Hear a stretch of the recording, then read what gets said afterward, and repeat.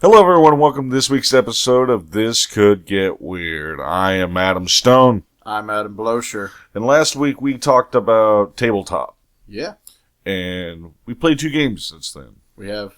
And your thoughts? It's still as fun as always, just sometimes you gotta change some people around. Yeah, you gotta weed out people. Yeah, Elijah's brother decided to jump in, and he wasn't exactly the greatest player. I don't know. All he did was talk trash about the game. Yeah. And I mean, he played his character fine. Very, Played how it was supposed to be.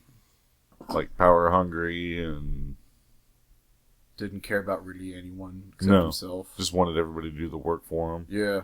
Yeah. But other than that, he was very indifferent of how the rules are. It's not like D&D. We try to explain to him that in D&D, you have to roll for everything. If And you then have a bad DM, you have to roll for everything. Right, okay.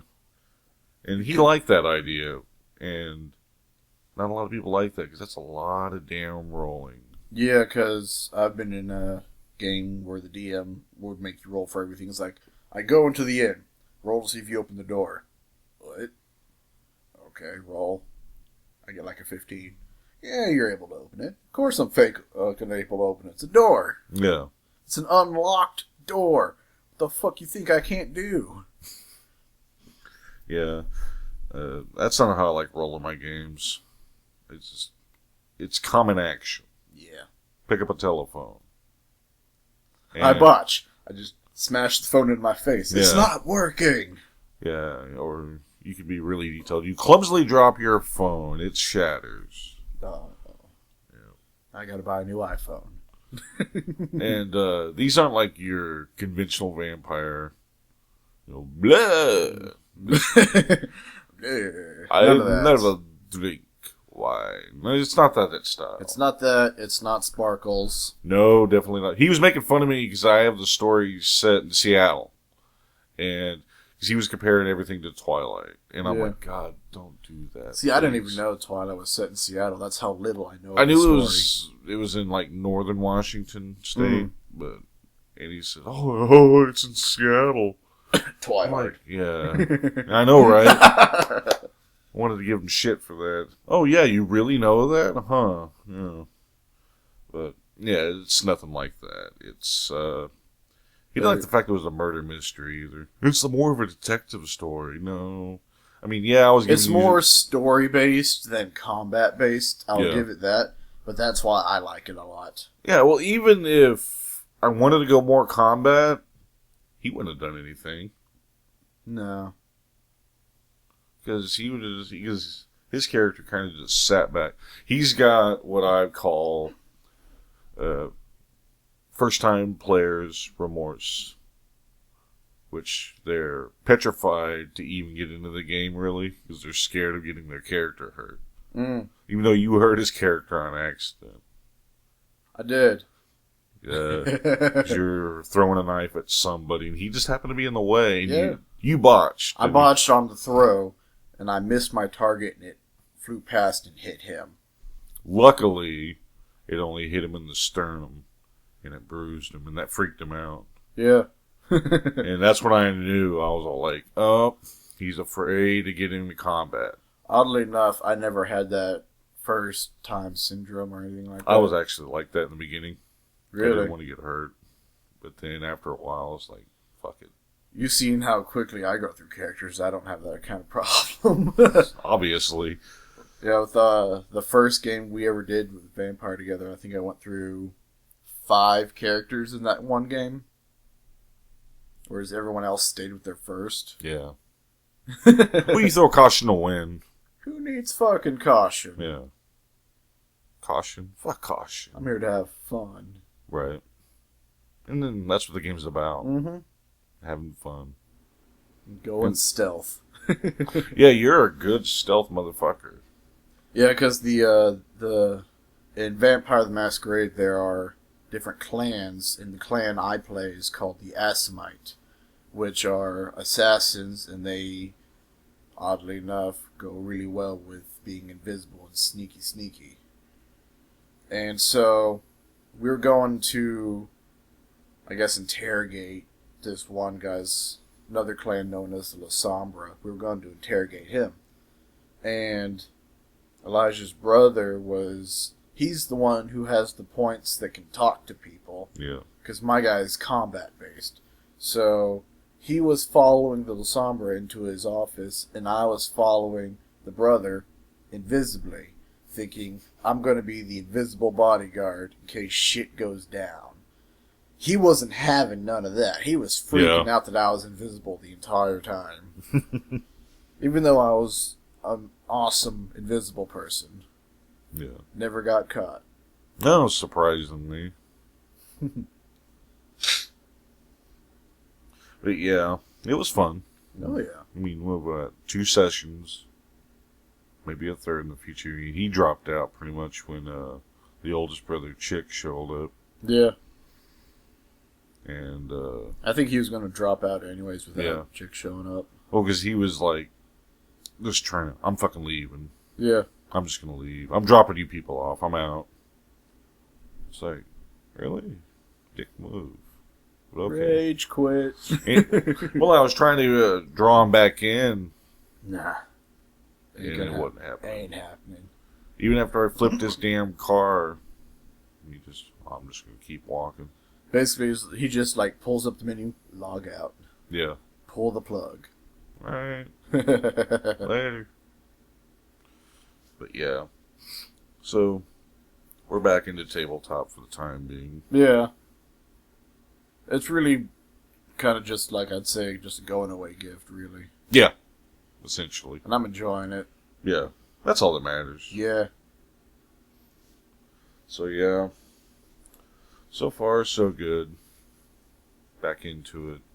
Yeah. Roll of the dice. So, I gave B here an assignment the other day. Giving me homework. Yep. Right. Yeah, I gave B an assignment to read a book. It's a comic book. Best homework ever. Yeah. One of the coolest comics ever. One of the few series that Alan Moore wrote for DC. One of the few Batman stories. I can't remember the backstory entirely, but I know at the time he was writing. He gave new life to Swamp Thing. You ever notice that a lot of the, I don't know if you could say heroes and villains, but just characters and hero universes, a good chunk come from scientists? Yeah. Never really realized that. Well, Marvel's famous for that. A lot of theirs was scientific accidents. Yeah. Spider-Man was in a lab. Radioactive spider bit him. Fantastic Four. Fantastic Four. Hulk. Yeah. Even in a manner of speaking, Tony Stark, Iron Man. Well, he was a genius. A weapons genius, but a genius. But he wasn't a scientist. But he thinks like a scientist. He just doesn't have the fancy degree. It's like he's too cool for school. Nerds! Yeah. While he's over there studying rudimentarics and whatnot. But, yeah, I gave Adam the assignment of reading The Killing Joke. This book came out in the mid-'80s, and it is such a fantastic read. No, but seriously, it's pretty much the quintessential Joker story between Batman and Joker. Would you say? Yeah. I mean, I would say that it's a good book that follows, because it shows, I guess you could say, the Joker origin, but if you read the in-between, the guy says, I guess it's Alan Moore, he says that since Joker has gone so insane, he has multiple origins that he thinks of himself. So this is one of the few that could be his origin. Yeah. And I thought that was cool. Yeah. Essentially, the whole Red Hood thing was actually part of early canon during the Golden Age. Or was it Silver? I always forget. I think it's the Silver Age when Batman first came about. Yeah. And they did an origin where he was chasing around this guy called the Red Hood. And he looked just like that. Then fell into chemicals, came out. Rictus grin, pale face, green hair. The standard. Yeah. And this is just like a different point of view. Yeah. And pretty much in this, it tells he's like a failed comedian. He's got a wife, pregnant. Yeah. Trying to hit it big. Trying to get out of the slums. Trying to live a good, honest life as a comedian. And these gangster guys come up to him and offer him a one-night gig, basically. Yeah, because he used to work at the Monarch Playing Card Company. Go figure. Right. And he knows like the ins and outs. Knows when security's there, when it's not. And so that's why they select him. And he doesn't want to be noticed, so they tell him, well, you don't have to be noticed. We've got this mask, this red hood. It's this like plastic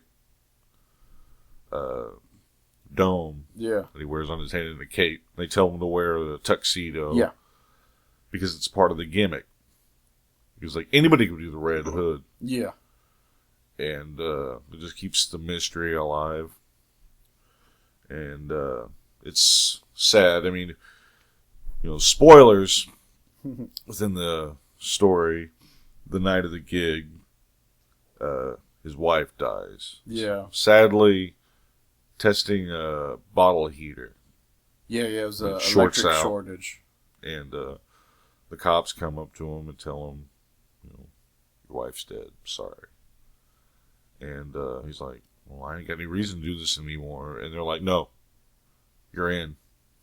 And take your lumps. Yeah. You're forced to do this job.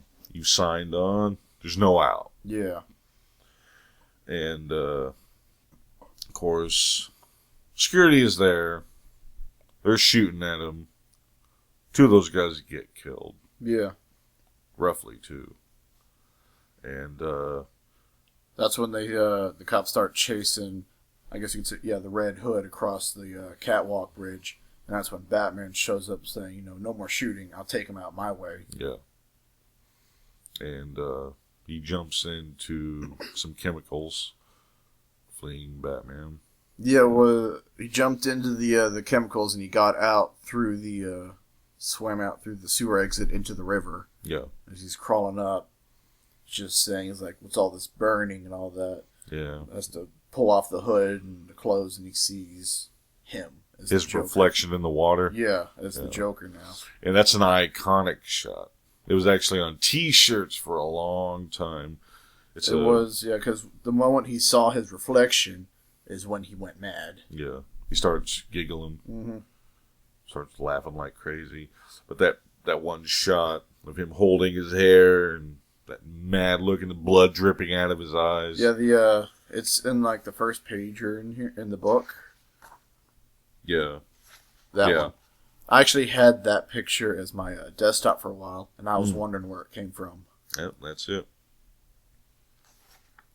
Yeah. But in the beginning, Batman shows up at Arkham. Yeah. Because he wants to show up at Arkham. It's Batman. And Gordon and them let him in. And goes up to the Joker's cell. Sits down. Joker's in there playing solitaire. Like you do. Yeah. Just like he does. I like the way the story begins. Yeah. There were these 2 guys in a lunatic asylum. And Batman sits down. He's talking the whole time while Joker's just flipping down card after card. And he's like, hello, I came to talk. I've been thinking lately about you and me. about what's going to happen to us in the end. We're going to kill each other, aren't we? That right there, sets the tone for the whole story. Oh, yeah. Because all the crap that they've been through at this point. This is in the mid-'80s. Oh, yeah. This is before, I want to say it was before Jason Todd. Or Jason Todd, I don't remember. Wait. Did they mention Jason in the story? No. Okay, so it was pre-Jason Todd. Jason Todd was the second Robin, and he was the one that Joker just pummeled with a crowbar and left to die to explode in the building. Yeah, some shed out in the cold. No, that was in the movie. It was in the Middle East. In the original story. And how Joker got off was diplomatic immunity. Because he was like an ambassador for, I want to say, Iran. It's funny seeing Joker with the not a turban, but the chic dress on his head. Huh. That's how he got off. It is crazy if you ever read Death in the Family. Superman comes in, and he was in the area. And he didn't do anything. And it pissed Batman off to the point, this is pre-Kryptonite ring. And he was pissed off, and he took a full swing right at his jaw. Yeah. It shattered his knuckles, but it felt good, I bet. Superman didn't even budge, just bam! And that was the give, because he turned his head just as he did it. And if he wouldn't have, his whole arm would have been crushed. Because he hit him like he would hit any criminal. And it pissed him off. But, moving right along, Batman eventually finds out that the guy sitting across from him isn't the Joker. Because he grabs his arm at one point and pulls away and looks at his hand, and there's a smudge of white on there. Yeah, sees the white makeup. Yeah, and then he pulls him across and starts peeling the makeup off his face, and Joker's loose. The thing that I liked was this page here. Yeah. That's the, if I remember right, it's like an intro to the DC universe if you're playing on the villain side for Joker. Because that's the same circus in DC Online. Yeah. For Joker. The one that we went to under Batman's orders. Nice. Actually, Dick Grayson. That's page, scene for scene, is what happens online in those little pages. Dick Grayson, Nightwing, winds up buying it. Really? Because he's a carny by nature. Because before or after the Joker? It was after. This was in the, might be the New 52s. I don't know, but he wound up buying it and reopening it. Irony. It's like quintessential Batman in this story. Yeah. Oh, and also, it's when this came out, it was what they call a one-shot. It means no particular continuity, I would say. But it has almost nothing to do with the main comic. Yeah, but it was written into because this is how Barbara Gordon, Batgirl, was paralyzed. Barbara Gordon's Batgirl? God. Spoilers. Sorry. Jeez. Son of a bitch. But, Joker shows up in a Hawaiian shirt. Of course. Because he's Joker. Dressed like a tourist with a camera. And shoots Barbara Gordon. Yeah. He knew where to shoot her, too. Because he's describing, word for word. Because he shot her in this midsection, lower midsection, right through the spine. And the artwork in this book is gorgeous. But this is like some of the most violent stuff. It just looks so realistic. Her falling through a glass coffee table. The thing that got me was when he started taking pictures. Yeah. I was like, whoa. He went through a whole level of, oh my god. But the way the Joker just words this is, please don't worry, it's a psychological complaint common amongst ex-librarians. You see, she thinks she's a coffee table edition. This after she goes to the coffee table, she's like, Jesus, and says, mind you, I can't say much for the volume's condition. I mean, there's a hole in the jacket, and the spine appears to be damaged.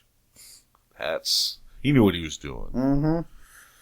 But the whole purpose of this is Commissioner Gordon was there. And they wind up kidnapping him. And while she's on the ground in shock, can't move her legs, he begins to undress her. And she asks, why are you doing this? He says, to prove a point. Here's to crime. Yeah. And you're like, what the fuck point could this, lead to? Yeah. And eventually, they kidnap Gordon, and the whole purpose is to drive him absolutely batshit mad. Yeah. So to speak. And they're sending him through this twisted House of Horror fun house. Before they do that, though, like on this page, it's got Joker has 3 mini imps. Basically undress Gordon to nakedness, and he has a dog collar with a chain. Hitting him with a cattle prod. Yeah. Really fucking just trying to drive him to his mental limit. Yeah. And Joker's point at this, where he kind of reveals that anybody can be driven mad. Yeah. Anybody can be corrupted. And insanity doesn't care who you are or what you've done. It will bring you in its house, and it will have its fun. Yeah. And they get to the point in the ride where they show what Joker did to Barbara Gordon. Yeah, all the pictures and all that. Yeah. Stripped her bare in bloodiness and basically posted all the pictures up around Gordon. And that's where he snapped. He lost all purpose.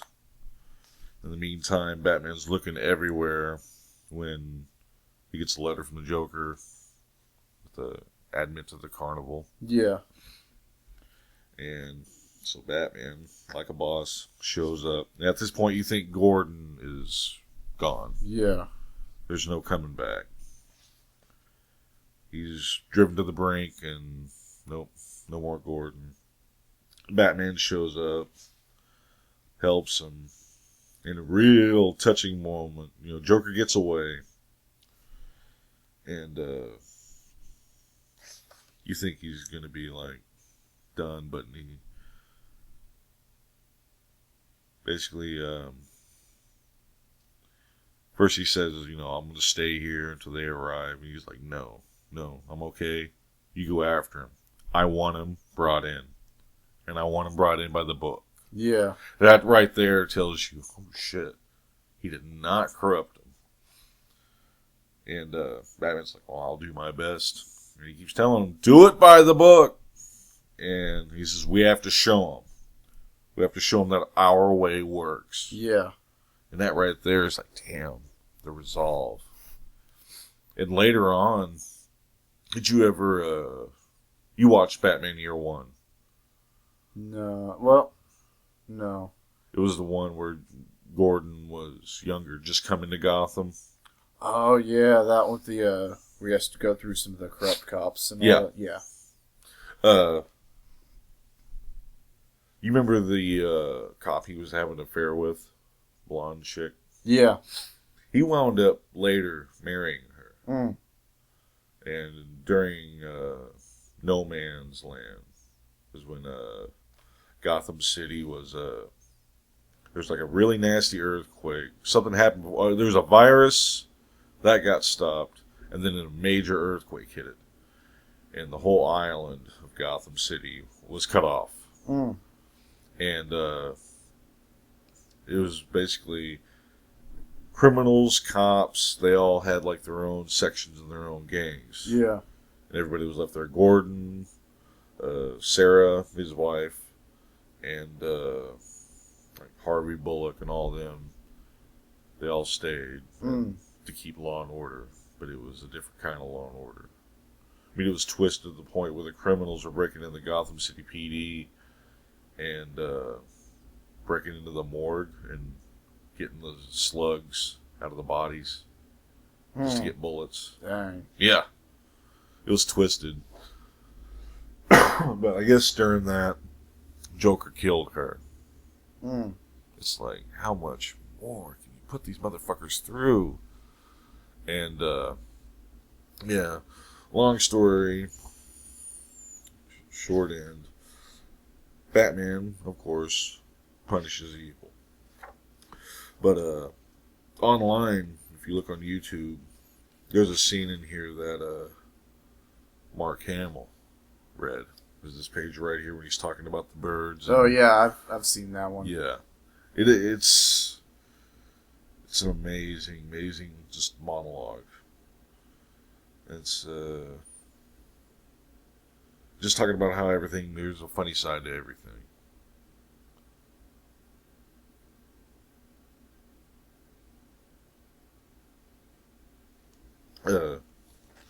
Now I'm going to ask you about the ending, because at the end there's a joke told. Yeah, it's a hilarious joke. I'll tell it here. It is Joker telling it to the Batman. Batman's just standing there really saying all this. He's all... See, there were these two guys in a lunatic asylum. And one night they decide they don't like living in the asylum anymore. They decide they're going to escape. So, like, they get up into the roof, and there, just across the narrow gap, they see the rooftops of the town, stretching away in the moonlight, stretching away to freedom. Now, the first guy, he jumps right across with no problem. But his friend daren't make the leap, you see. You see, he's afraid of falling. So then the first guy has an idea. He says, hey, I have my flashlight with me. I'll shine it across the gap between the buildings. You can walk along the beam and join me. But the second guy, he just shakes his head. He says, what do you think, I'm crazy? You'll just turn it off when I'm halfway across. Yeah, when I read that, I just started cracking up. I know. And, Joker starts laughing, and Batman just kind of stone-faced, and all of a sudden he starts laughing. And they're both having a giggle while the cop cars show up. Now, there's been debate about this ending. Oh? How do you think it ended? I like to think it ends how it always ends with Batman, even though it shows... I don't know. See, the reason I say that is because where it shows him grabbing Joker, his hands aren't around his neck, so he can't be choking him. He's got him, like, right here, by, like, the chest of his jacket, just holding him. And I think that's... Cop Carter shows up and he just puts him back in and go to the asylum. Right. As a kid, I just looked at it as Batman just ripping into his chest and killing him. Because the way the panel looks, it looks like it. But there's debate on this because, as an adult, I just see it as two guys having a laugh. And that's how it is with the but the raindrops in the puddles. Yeah. It's how the book begins.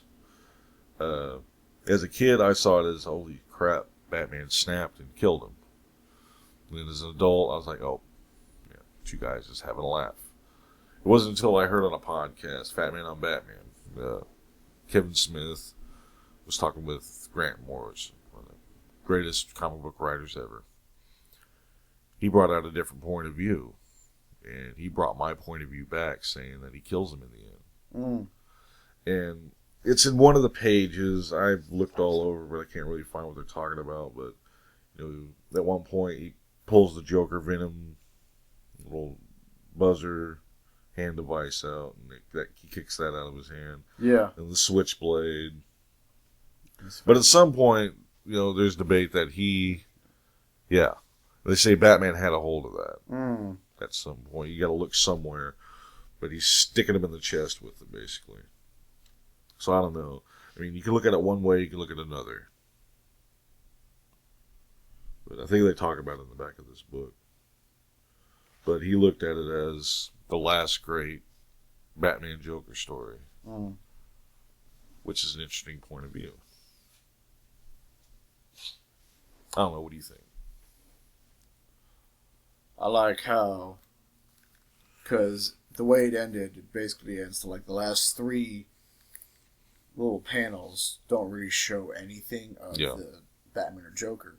And like how when we were watching the show Comic Book Man, when Stan Lee was on, he said it's best to leave it to the reader's imagination, right, to come up with the ending. And I thought that was just brilliant right there. Yeah, because if not for that, there wouldn't be those debates on what happened. You just make people think. Yeah, it's comic books, and everybody debates on everything in comics. But the thing that gets me about, even though it is a comic book, is that how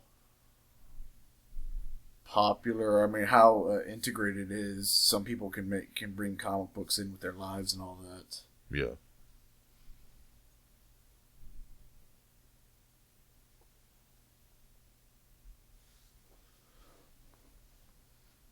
And not a lot of people look at comic books like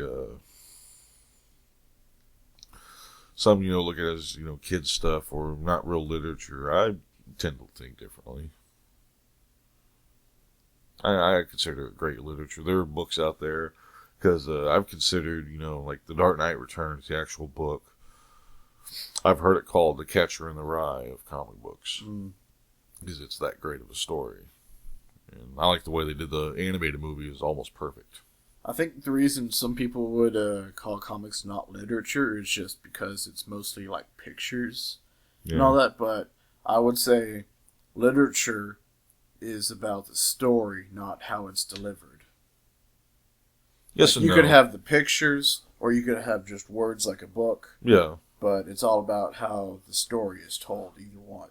I think a lot of people consider like the pictures and panels too distracting. Not me. No.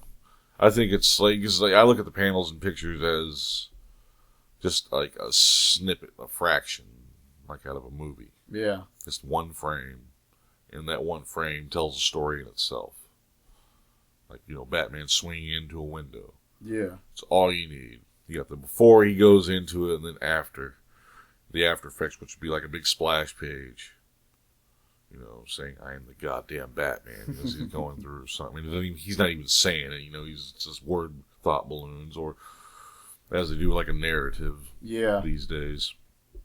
But, that picture tells 1,000 words. It just looks so badass. Yeah. Batman just crashing all the glass everywhere, and he's swinging on through just right into your face. It's about to kick you right in the puss. I'd say one of the best pictures I've seen of Batman breaking through something is when we were watching Dark Knight Returns Part 1. Where he just busts through the fucking wall. Yeah. Punch, and just pulls the guy through. Yeah. I like the first time he did it when he grabbed that dude through that window when he was first coming back. Yeah. Dude, he's about to carve some poor lady up just carrying groceries home. And hand comes through the window. And just drags him through. And he's gone in a split second. And then it shows the woman, she looks into the window, and you just see a hallway with just blood skid marks across the wall and the floor, and you're like, holy shit, what happened? You messed that fool up. And like that scene where he jumps on those criminals. And he jumps on that dude, and all you hear is crunch, crunch, and that cop's like, step away, you've crippled that man. He's like, he just calmly, he's young, he'll walk again. Yeah. But you're afraid now, aren't you, punk? Mm-hmm. That's all you need. You just gotta put that fear in them. Mm-hmm. And at that age, it's not even the fear of being a giant bat, it's the fear of this over-hulking dude just beating the piss out of you. Which I've actually gotten into I don't know if you could say arguments, but heated discussions with some people about, because of stuff like that, Batman would be a perfect candidate for the Yellow Corps. Oh, about the whole fear because thing. Because he uses fear as a weapon. Dude, I think he got it one time. And everyone's like, Batman doesn't use fear as a weapon. I'm like, yes, he fucking does. He scares the piss out of you first, and then he jumps in. There's an action figure of him in the outfit, his whole outfit, but it's all the yellow core look. The yellow core symbol and everything. That's cool. I want to say it was during like the whole Brightest Day saga, because there was the series, it was Brightest Day and then Blackest Night. Yeah. Where the whole undead thing happened, where superheroes were All I getting know killed is left you and give right. Batman a ring of power, you're just fucked. He didn't want it. He just takes it all. I don't want this. I don't need it. It's like a boss. But yeah, Killing Joke. Go pick it up. It's a damn good read. It is. It's one of my favorites. Another one I'll probably lend you another time is, well, we'll have to do it pretty soon. Actually, if you want to take your time on this one, I'll give it to you after the pod. It's called Hush. That's kind of like, up until that point, it was early 2000s. And it's kind of like a review of everything that's happened to Batman and Gordon and everybody up until that point. And it's a story that even has Batman twisted. Where he doesn't know what the hell's going on. Well, like, the first, I guess you could say, graphic novel I read was Batman's Arkham Asylum that Aaron gave me. Yeah. That, I think in that one, Joker actually snaps Batman. Or just to the point of him snapping. Yeah. Yeah. It's been a long time since I read that one. That's a good story. One of the creepiest artwork ever, too. Yeah. The way the Joker's drawn in that used to creep me out. Because, you know, that full splash page, and it's painted. It's all done in, like, watercolors. And, it just shows just how screwed up everybody is. Like, Harvey Dent's messed up. Yeah. He doesn't know what to do because they took the coin away from him, and what's he relying on? Like cards or something? Something like that, yeah. And then somebody gives him his card or his coin back. Batman gives him his coin back, I think, just to keep him sane. Yeah. Or make him think he's sane. 'Cause that's what I don't get. I mean, okay, I understand Harvey Dent he's snapped because of his face. The whole duality between good and evil has him, like, messed up. Joker, obviously. Mr. Freeze. Because, see, what I didn't know for a long time, there's Arkham. I thought every criminal went there. But then, you know, years later, I found out about Blackgate, which is, like, the actual regular criminal prison. That's where, like, Penguin goes, and yeah. I wouldn't even say Riddler. Riddler's not crazy. He's not crazy. He's just more of a mastermind. But where, like, the normal criminals go. Yeah, Mr. Freeze not crazy. He just wants to help his wife. But they got him in Arkham. I don't know. That doesn't make sense. Yeah, if you think about it, he is kind of maddened with grief. Because if you think about all the villains, every last villain represents something different as far as, like, not necessarily the deadly sins, but just this, you know, Joker's for chaos. I guess Mr. Freeze would be grief. Well, like Poison Ivy. She's mad. Lust. Well, lust for plants. Kills by kissing and all that shit. Yeah. Uses her sexuality. I didn't know about Zsasz until recently. Who dat? Zsasz, he's the guy that every time he kills a victim, he carves a notch into his skin. I've never heard of that guy. Yeah, you remember at the beginning of Arkham Asylum, the game? Yeah. He's like the first guy. He's like your first boss fight, and he's easy. You just got to stealth him and beat the hell out of him. His whole thing is, he uses blades and stuff, and his victims, he always carves like a notch on him. He's got like a body full. Huh. And he's just twisted in his fucking head. He just has to kill. What about then Catwoman? Catwoman, she's a Blackgate, obviously. She's just a cat burglar. Very agile. But she tests his limits, too. In a way, when you read Hush, wearing the damn t-shirt. If you read Hush, you'll understand. I think Because in Hush, it's the closest he's ever let her get. I'd say Catwoman, the only, like, I think she just, maybe she's become too attached to Batman and just wants him to stop fighting and just kind of just chill with her for a bit. Yeah. Maybe. Well, even after he died and came back, it was a convoluted storyline. You don't kill Batman? Because what I thought was brilliant when Batman Incorporated first started was Bruce Wayne would, he came out, or at first he created the thought to hide his identity, was convince the world that that Bruce Wayne is Batman. He went on the internet and became a troll. Yeah. And started conspiracy theories. To let it build up to the point where he came out as Bruce Wayne and said, all right, I'm the one that funds Batman. And now what I'm going to do is I'm going to go around the world and I'm going to establish a Batman in every major city across the world. Yeah. Somebody that's underneath the Batman family, otherwise known as Batman Incorporated. And that's when Dick Grayson took up the mantle while he went abroad and just went around and started doing all this. And that was Grant Morrison who wrote that. That was brilliant. Batman's a troll. And, yeah, there's even a black Batman, an African Batman. He's freaking cool. Oh, yeah? Yeah. If you had time, man, I'd loan you the whole Court of Owls series. Mm. The one time where he was tested and broken. Because they put him in a maze for like weeks. Mm. And just kept messing with him. And he would deteriorate over time. Because like every time he'd get to a point, this flash would happen. It's like one of those old style cameras. And towards the end of it, you know, he saw himself. It was what they all did to all their victims. If they didn't follow their order. And he saw himself, you know, start out clean and just deteriorate because they put all the pictures up of him. Yeah. Over time. He looked haggard. He was dehydrated. The only way he got out was brilliant too because there's like this fountain in the middle and he was drinking from it.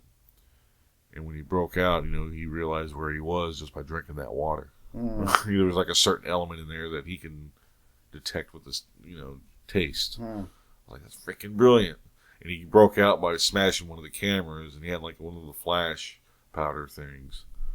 And their assassins are called Talons. And he got like a device that was on the wrist and sparked it and blew a hole in the ground and got out that way. Mm. Batman. It's actually cool that they say that their assassins are called Talons because in that game that Eli and I played, that League of Legends, there's actually an assassin character called Talon. Got like a blade that comes off his arm and all that. Sounds about right. Kind of like a purple hood with a cape that got blades going down. Looks cool. It is cool. The way the Talons look are pretty badass because, you know, they're all owl based. Yeah. They kind of have like a owl look. And it was like Court of Owls when that first happened. It was, you know, basically them fucking with Batman. Because like he said, you know, this whole time I always considered Gotham my ally. Yeah.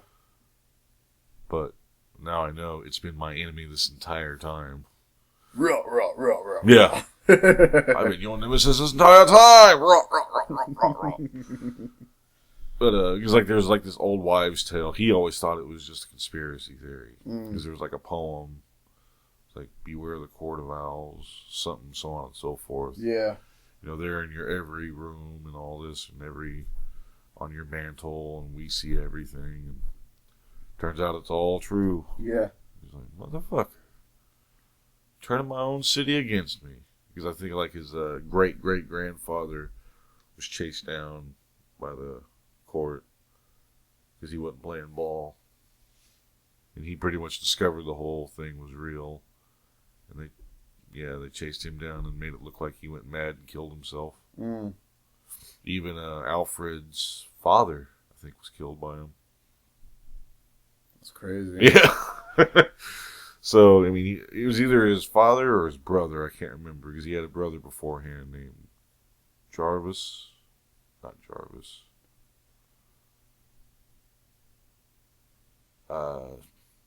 I don't know. But, yep, he was killed. Mm. And he was, like, there before him. Because, like, there's, like, a little side note, like, toward the end of the book. It's a side comic that, it's basically him telling him, stay away from Gotham. It's nothing but pain and death. Yeah. And he never got that letter, unfortunately. Mm. And ever since, pretty much raised the kid, and now look at him. He's in the thick of it at all times. Which I can't wait until Death of the Family comes out. Because that's when Joker pretty much, at his most maniacal, threatens to kill every last one of his allies in the Bat family. Because he tells them, you're the king of Gotham. I'm your jester.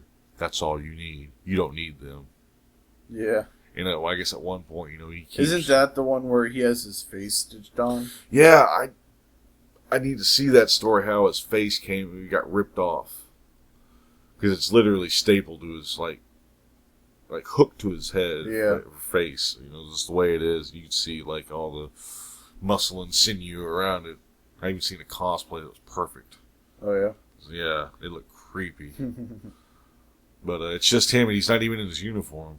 He's just in the Arkham inmate outfit. It's just twisted. At one point, he finally gets a hold of Alfred.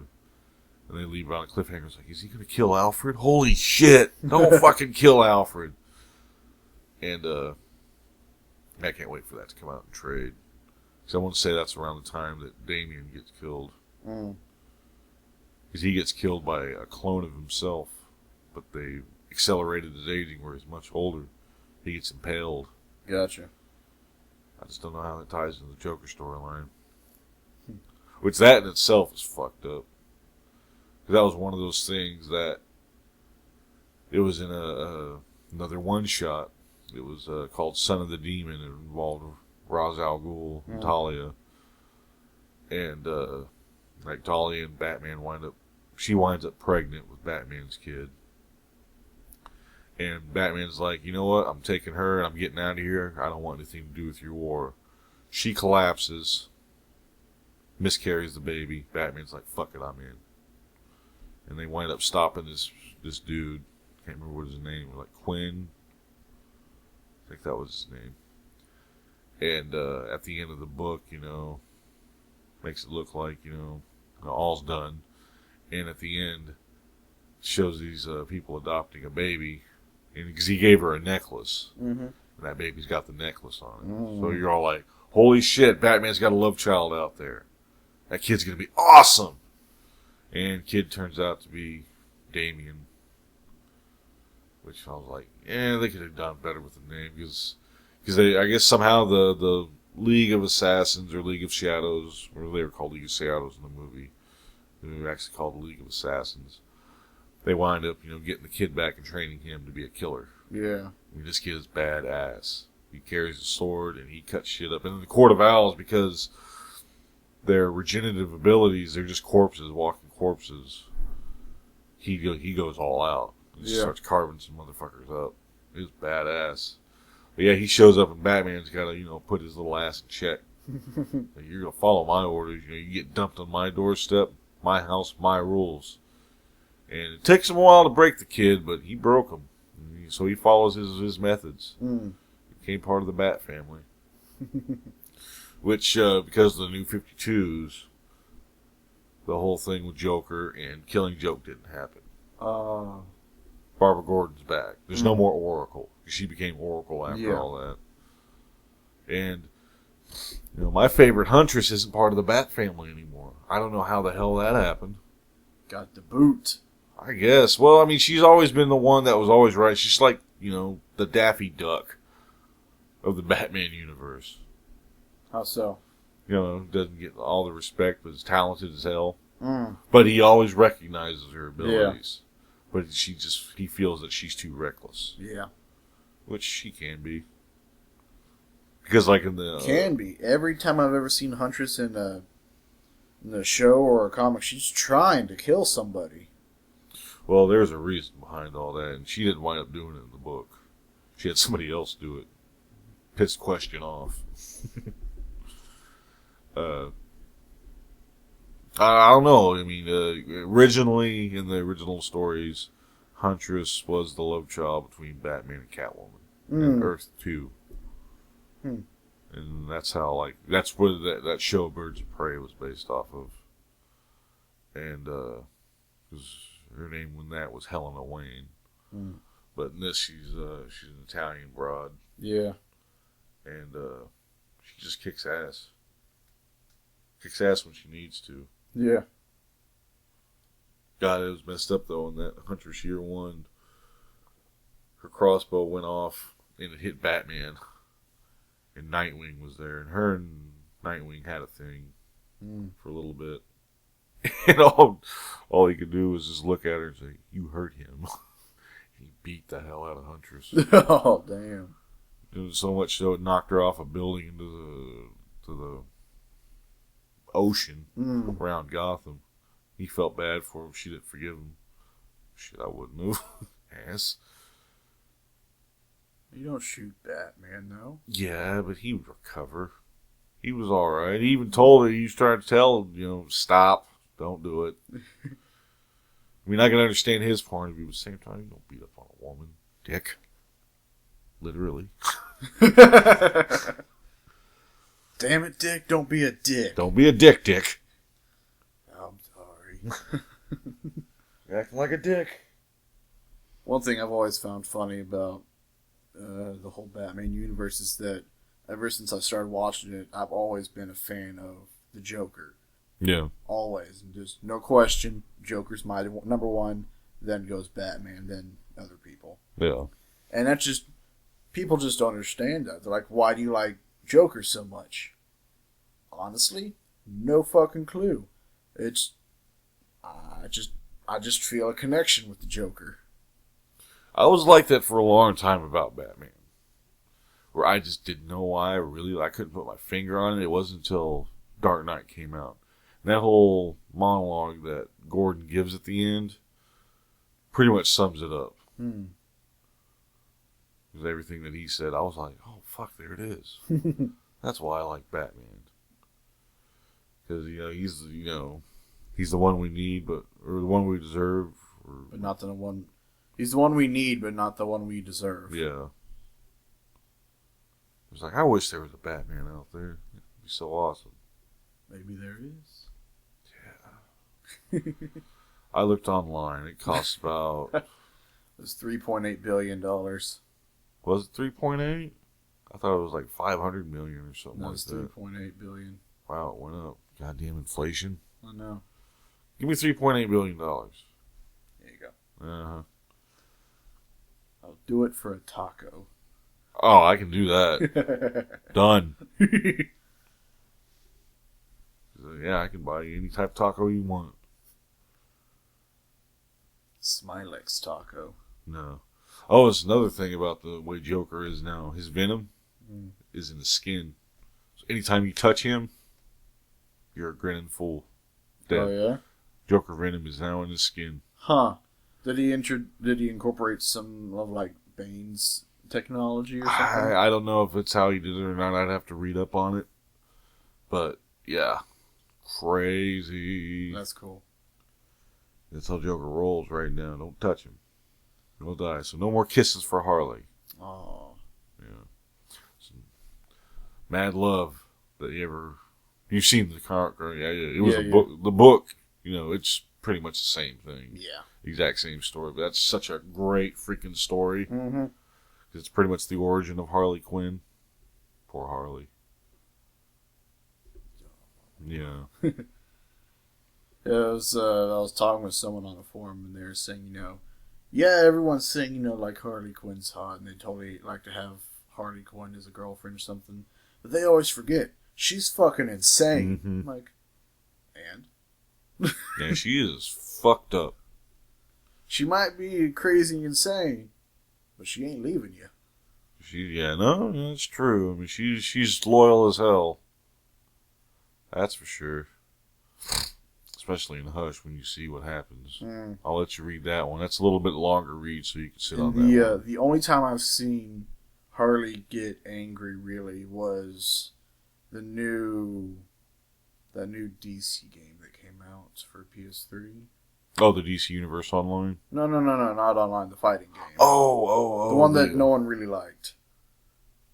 Yeah, the Gods Among Us. Yeah.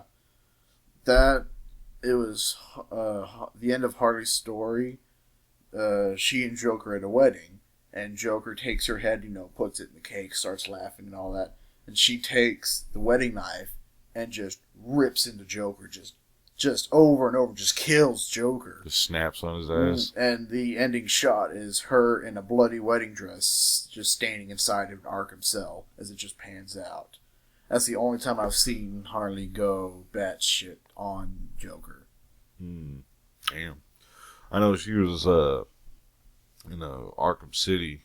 I still got to play through that. The whole her arc, because it's after the ending. Because spoilers, Joker dies in the end. And the DLC that came out for it was it was Harley Quinn's Revenge. And she looks like she does in the game, but like her makeup is smeared from crying and all that. And you play as Red Robin, which is Tim Drake. He was the third Robin. And it's either, was it him or Nightwing? Maybe it is Nightwing. I can't remember. Or no, you're playing as Robin, as Tim Drake Robin. Wasn't it the Tim Drake Robin that got corrupted by Joker in the cartoon? That was in the cartoon. Yeah. Yeah. That was a good episode.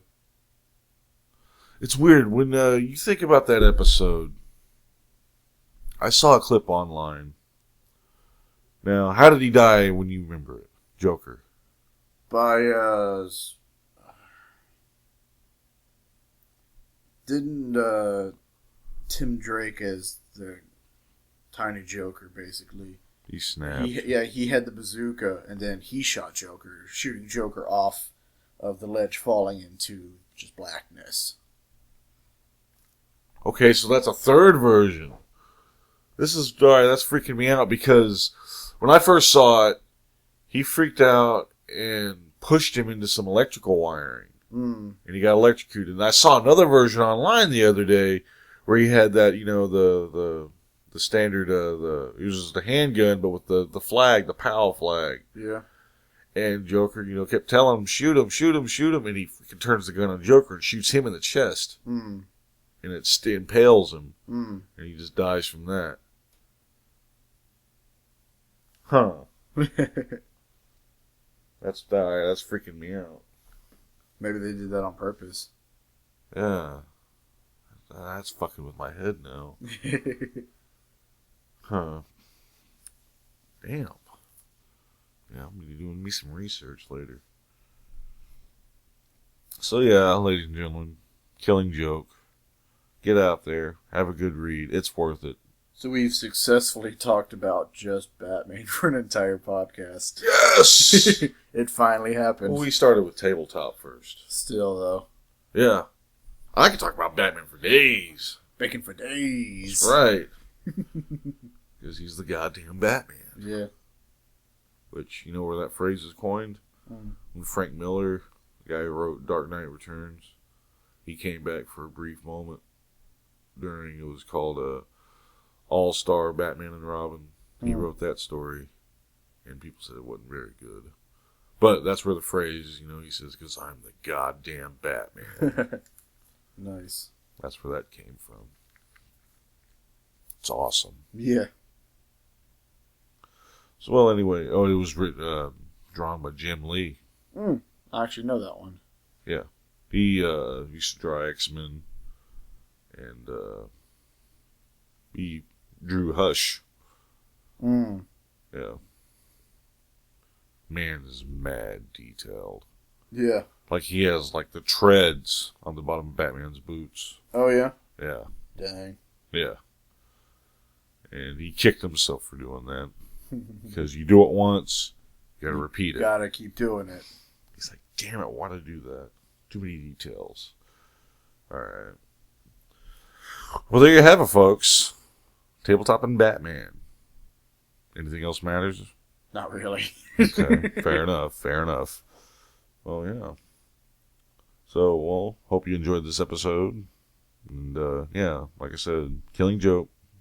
Go to your local comic book store. Hell, you can go to Barnes & Noble and probably get it. They have a comic book section where they just do... Probably. Yeah, annuals like that. I actually have a Joker figure from that. Mm. Oh, yeah, I've seen that one. Yeah, I'm sad, though, because since the fire, he had a shot glass in his hand. The shot glass is missing. Hurts me. I mean, I'm a completist. And my, what was that? Damn it. Not ADHD, but help me out here. OCD? OCD! OCD. There you go. Let's cut that. Yeah, my OCD says I gotta have that shot glass. So at some point I'm gonna have to remake it somehow. But your Shan could. Probably. Yeah, get on that. Well, all right, folks. Yeah, I think that's gonna do it for this week. Support your local comic book stores. Yeah. Read more. It's good for you. And on that note, thank you for listening. For This Could Get Weird, I'm Adam Stone. I'm Adam Blocher. Stay weird, everybody. And be like Batman.